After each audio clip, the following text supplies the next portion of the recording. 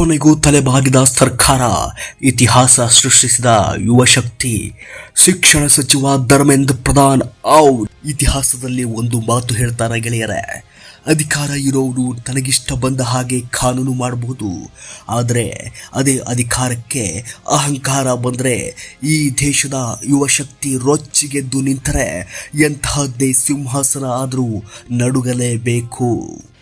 ಕೊನೆಗೂ ಇಡೀ ದೇಶವೇ ಕಾಯ್ತಾ ಇದ್ದ ಆ ಬಿಗ್ ಬ್ರೇಕಿಂಗ್ ನ್ಯೂಸ್ ಹೊರಬಿದ್ದಿದೆ. ಲಕ್ಷಾಂತರ ನೀಟ್ ವಿದ್ಯಾರ್ಥಿಗಳ ಭವಿಷ್ಯದ ಜೊತೆ ಆಟವಾಡಿದ ಆ ಎಕ್ಸಾಮ್ ಮಾಫಿಯಾ ವಿರುದ್ಧ ಇಡೀ ದೇಶದ ಯುವ ಶಕ್ತಿ ಜಯಬೇರಿ ಬಾರಿಸಿದೆ. ಕೇಂದ್ರ ಶಿಕ್ಷಣ ಸಚಿವ ಧರ್ಮೇಂದ್ರ ಪ್ರಧಾನ್ ಕೊನೆಗೂ ತಮ್ಮ ಸ್ಥಾನಕ್ಕೆ ರಿಸೈನ್ ಮಾಡಿ ಮನೆಗೆ ನಡೆದಿದ್ದಾರೆ. ಕಳೆದ 12 ವರ್ಷಗಳ ಬಿಜೆಪಿ ಆಡಳಿತದಲ್ಲಿ ಸಾರ್ವಜನಿಕ ಮತ್ತು ವಿದ್ಯಾರ್ಥಿಗಳ ಒತ್ತಡಕ್ಕೆ ಮಣಿದು ಇಷ್ಟು ದೊಡ್ಡ ಸಚಿವರು ರಾಜೀನಾಮೆ ನೀಡಿರುವುದು ಇದೇ ಮೊದಲು. ಇದರ ಬೆನ್ನಲ್ಲೇ ಕೇಂದ್ರ ಸರ್ಕಾರ ಪೇಪರ್ ಲೀಕ್ ತಡೆಯಲು ಅತ್ಯಂತ ಕಠಿಣವಾದ ಹೊಸ ಕಾನೂನನ್ನು ಜಾರಿಗೆ ತರಲು ಸಜ್ಜಾಗಿದೆ. ಇನ್ನು ಮುಂದೆ ಇಂತಹ ಪರೀಕ್ಷೆಗಳನ್ನು ಕಂಪ್ಯೂಟರ್ ಆಧಾರಿತ CBT ಮೋಡ್ ಮಾಡುವುದಾಗಿ ಸರ್ಕಾರ ಈಗಾಗಲೇ ಘೋಷಿಸಿದೆ. ಖಡಕ್ ಆಗಿ ಎಂಟ್ರಿ ಕೊಟ್ಟಿತ್ತು ಕಾಕ್ರೋಚ್ ಜನತಾ ಪಾರ್ಟಿ. ಇದು ಸುಮ್ಮನೆ ಸಿಕ್ಕಿರೋ ಗೆಲುವಲ್ಲ, ಇದರ ಹಿಂದೆ ತಿಂಗಳುಗಳ ಕಣ್ಣೀರು ಇದೆ, ರಕ್ತ ಇದೆ, ಹೋರಾಟ ಇದೆ. ಮೇ ತಿಂಗಳಲ್ಲಿ ನಡೆದ ನೀಟ್ ಪರೀಕ್ಷೆಯ ಪೇಪರ್ ಲೀಕ್ ಆಯಿತು. 24 ಲಕ್ಷಕ್ಕೂ ಹೆಚ್ಚು ವಿದ್ಯಾರ್ಥಿಗಳ ಕನಸು ಕಮರಿ ಹೋಯಿತು. ಪಾಪ, ತಮಗೆ ನ್ಯಾಯ ಸಿಗಲ್ಲ ಅಂತ 10 ಬಡ ವಿದ್ಯಾರ್ಥಿಗಳು ಪ್ರಾಣ ಕಳೆದುಕೊಂಡರು. ಆದರೆ ಸರ್ಕಾರ ಮಾತ್ರ ನಮಗೇನು ಗೊತ್ತೇ ಇಲ್ಲ ಅನ್ನೋ ಥರ ಕುಳಿತುಕೊಂಡಿತ್ತು.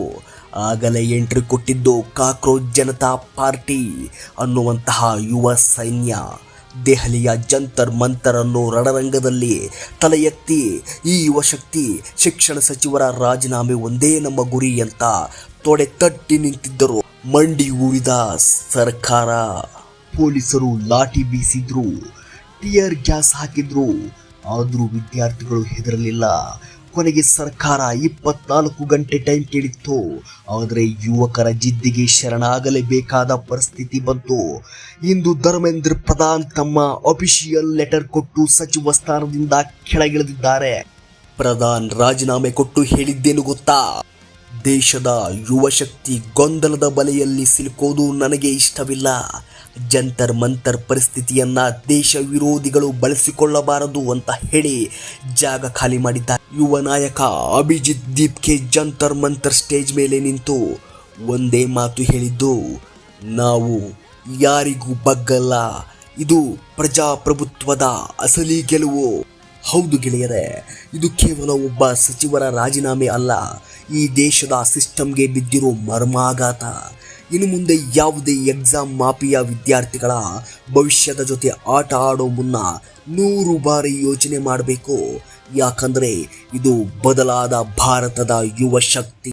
ಕೇವಲ ಶಿಕ್ಷಣ ಸಚಿವರ ರಾಜೀನಾಮೆಯಿಂದ ಮಾತ್ರ ಈ ವ್ಯವಸ್ಥೆ ಬದಲಾಗುತ್ತಾ, ಅಥವಾ ಪೇಪರ್ ಲೀಕ್ ಮಾಡುವ ದಂಧೆಕೋರರಿಗೆ ಕಠಿಣ ಶಿಕ್ಷೆ ಆಗಬೇಕಾ? ಈ ಒಂದು ಐತಿಹಾಸಿಕ ವಿದ್ಯಾರ್ಥಿ ಹೋರಾಟದ ಗೆಲುವಿನ ಬಗ್ಗೆ ನಿಮ್ಮ ಅನಿಸಿಕೆ ಏನು ಅನ್ನುವುದನ್ನು ಮರೆಯದೆ ಕೆಳಗೆ ಕಾಮೆಂಟ್ ಮಾಡಿ, ಸಬ್ಸ್ಕ್ರೈಬ್ ಮಾಡಿ. ಧನ್ಯವಾದಗಳು.